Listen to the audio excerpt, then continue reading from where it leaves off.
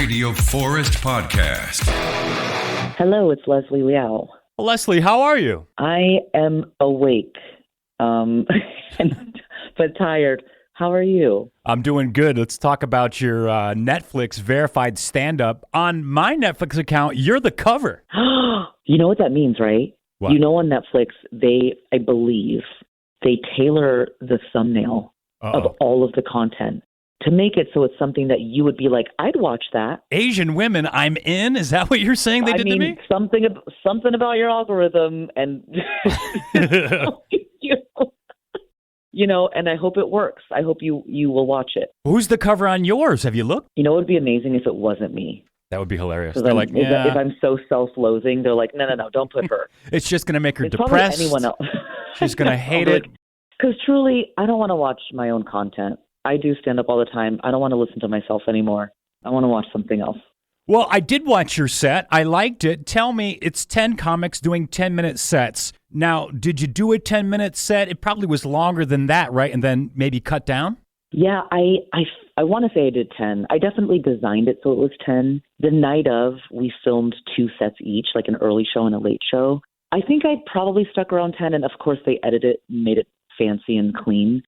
So 10 minutes is hard. It's like, especially for something like this, like you want it to be clean and good and hit and tight and all that stuff. Like there's not a lot of room to mess around in between like how I would live. But it was fun. I think like every comic, I think it's fun to see them all like bring their best stuff. So I watched most of the shows like that night and it was so good. With your experience, there has to be jokes that for some reason aren't working with that crowd or that night or that city, right? You're like, oh, this one always kills. And then that night you're like, hey, it didn't kill. What the heck? But then... Oh, 100%. You never know, like, if you're going to connect with a certain crowd. Luckily, like, the crowd was amazing. It was like a classic New York, really fun, lively, love stand-up crowd. But the fun thing is, like, you do the first set to get, like, the jitters out. Because you just got to do it. You do it, you get the first one out. And I think most comics that night felt the same, where we did the first set, and then the second one we were like, we got it in the can. This is whatever. And you're like super loosey-goosey for the second set. And I'm maybe like a little more confident.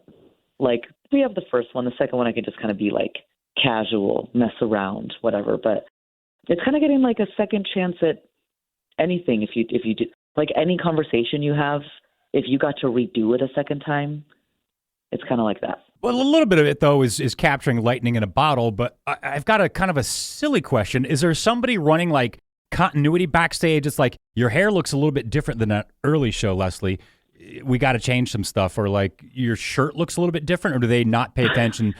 Their hair's flipped to the different side. We can't have that weird thing pop up. Oh, totally. Because I believe they, like, splice together clips from different sets for all the comics, I think. You'd have to, yeah. So I did have someone, like, I have a joke in the set where I have to pull my hair up. It's like, I talk about how without makeup and my hair up, I look just like my dad. So you talked about Mulan, right? Yeah, like it's basically Mulan, the movie. Like she had no makeup on and put her hair up and then went to war and no one said a thing. Like no one looked twice.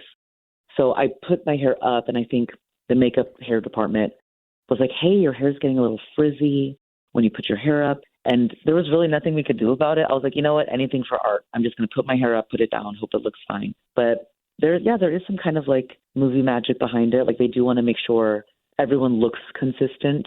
How does that compare then to your recent performance on Fallon? Because was that maybe a little bit more time? Or are you kind of running the same game? You're like, because that's a crowd that they might just be there because, hey, wouldn't it be funny if we went to go see Jimmy Fallon? Or they're just like, I don't know who's going to, like, you're not necessarily going to get stand-up comedian fans. I mean, there's a good chance, but they might just want to see a TV show. Oh, totally. It is doing Netflix versus doing The Tonight Show with Fallon was completely different. Like the stakes were different. The night was different. The format was different. Like Netflix was, luckily the crowd was there for stand-up. They were there to see good stand-up and they were so awesome. And exactly what you said.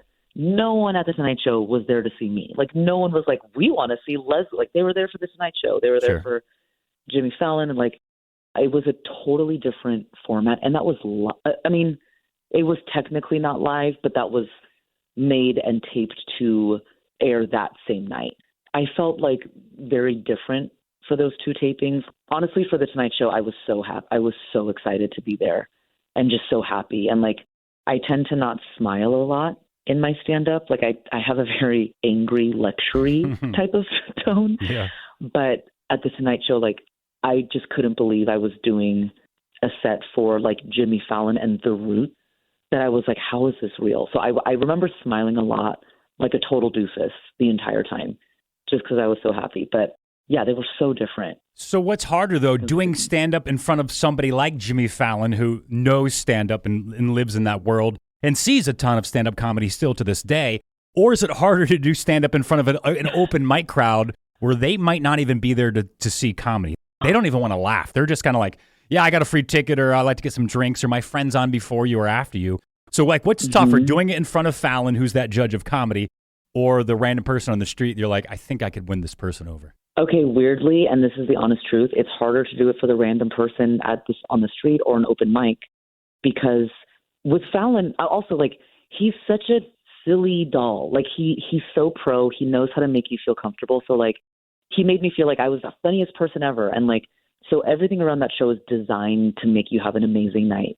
So it is so much harder to go, and I did these, like, go to an open mic at 1 a.m. for all these strangers who don't know who you are. They don't care who you are. They're not tuning in to see you. Everyone wants to go home. You have to really, in that environment, in those circumstances, make someone laugh is so much harder. And I know it might sound weird to some people because, yeah, it's a Tonight Show. But the Tonight Show, like, I had my set. I knew what I wanted to do. I've been ready. I was so happy. I've done the 1 a.m. open mic coffee shops for, like, people that are literally falling asleep. Yeah, Becky from Iowa is not impressed. She does not care. She wants to go to bed, as do I. We all want to go to bed at all times. That's adulthood, I've realized, is I'm constantly counting down. Like, every day's New Year's Eve. I'm like, 3, 2, like, it's almost bedtime. Super serious question for you. What is the best Malibu rum flavor? Oh, my God. Did you research my life? Because Of course I did. Because in that was my high school drink. I don't even remember the flavors. I think there's like I feel coconut, and I'm not well versed either. I know there's a bunch of flavors. I guess coconut's probably the go-to, right? Or is there just flavored rum? I'm sure I drank whatever was available. Like, knowing me, whatever was physically closest to me, I was like, this tastes great. And like Malibu, I haven't had Malibu rum in 20 years. 20 years. You know how your taste when you're young? Like, any drink is cool because you're just starting. Sambuca's good, and you get older, you're like, this is not good. I don't even remember what Sambuca was. That's like a black licorice liqueur, so oh my God! But it's stronger it's stronger than black licorice. Like black licorice, I can stomach, but it's like you add that hint of alcohol, and it's a whole nother level. I mean, we were drinking just like glow in the dark, yeah, poison. Yeah. I don't know what it was, but like, it was a great time. Are you still working in HR, or is that done and you're full comedy now? Oh, I still have a day job. I took today off to promote the Netflix special. I full on have a day job. My sleep is a dumpster fire. But this year has been like such a nice payoff from everything. And I don't think anyone should have a day job. Minus me, like, I feel like we all should just hang out. I think humans were designed to just wake up, have a Malibu rum, take a walk, Malibu. hang out. You know, like I'm so genuinely tired, but like I'm so excited that stand-up stuff is working out and happening. But for you, I imagine comedy takes up all your vacation days through the year, right? Like, you don't have a lot of like, I can take a week off and go hang out with some family and friends or something. You're like, well, I can't. I've already got 7 different dates for the next 3 months that I got to kind of take off. Or do you say no to things? Like, if Fallon's coming, you might have to go a day early. You've got to take a day off of work, right? I 100% use all my vacation days for comedy. So for the Tonight Show, I used vacation days to fly to New York where they film it. That was my vacation. And I know it's like, when you're in New York in a new city for comedy, it's like fun. You want to. And I just went to Chicago for an amazing show and festival. Like, I'm not really on vacation. Yeah. In my mind, I'm like, this is a job.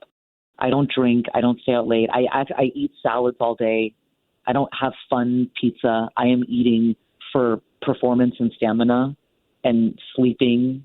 So yeah, I use my vacation days to to work on comedy. So when I do quit the day job, I am going to just take a year off to party. I might throw my own festival to celebrate. But by now, everybody you work with has got to have figured it out, right? I'm sure there was a while where people didn't really know, but I mean, if you're on with Fallon, the word's out. Oh, they figured me out. Like they after Fallon was the hugest thing. Like some people knew, and after Fallon, like people are starting to recognize me at lunch in the building, like doing a little double take. People are starting to like send me emails like, hey, I'd love to pick your brain and just interview you. Can we have a meeting? I'm like, I don't have time for meet and greets in the day. Like, I got to get my job done. Yeah. Go to my website. I'll get you a glossy. I just send them my website. I'm like, have a ball. My YouTube channel. Well, her Netflix special is out now, Verified Stand-Up. She does a 10-minute set along with 10 other comedians. It's Leslie Liao. Congratulations on Fallon and all your success and still holding down the HR job. Thanks for having me. I'm so sleepy. And have a great rest of your morning. Bye-bye.